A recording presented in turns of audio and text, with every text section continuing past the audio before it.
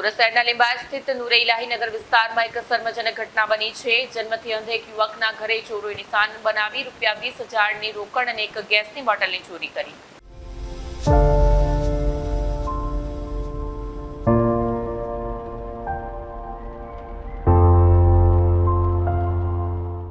સુરત શહેરના લીંબાયત સ્થિત નૂરે ઇલાહી નગર વિસ્તારમાં એક શર્મજનક ઘટના સામે આવી છે।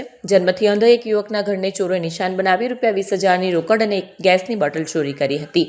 પીડિત યુવકે મીડિયા સમક્ષ જણાવ્યું કે તેણે ટ્રેનમાં ભીખ માંગીને અને નાની મોટી મજૂરી કરીને 20,000 જમા કર્યા હતા। આ પૈસા તેની માટે અતિ મહત્વના હતા, કારણ કે તેના ઘરમાં વરસાદી પાણી ભરાઈ જતું હોવાથી તેમાં રિપેર કામ કરાવવાનું બાકી હતું। આજે તેના ઘરમાં ઘૂસીને અજાણ્યા ચોરોએ નાણાં અને ગેસની બોટલ સહિતની ચોરી કરી। આ ઘટનાથી સ્થાનિક રહેવાસીઓમાં રોષ અને નારાજગી વ્યાપી છે। લીંબાયત પોલીસે આ બાબતે ગુનો દાખલ કરી તપાસ શરૂ કરી છે। પોલીસ અધિકારીઓએ જણાવ્યું છે કે ચોરીની ઘટના સંબંધિત સ્થળે ઝીણવટભરી તપાસ કરવામાં આવી રહી છે અને વિસ્તારના સીસીટીવી ફૂટેજ તપાસી રહી છે। પોલીસનો દાવો છે કે ઝડપથી ગુનેગારોને પકડી જેલને હવાલે કરવામાં આવશે। સમગ્ર વિસ્તારની નજર હવે લીંબાયત પોલીસ પર ટકી છે। પોલીસ કેટલી ઝડપથી આ ગુનેગારોની ધરપકડ કરે છે અને આ અંધ યુવકને જેનો આધાર માત્ર તેની મહેનત હતી।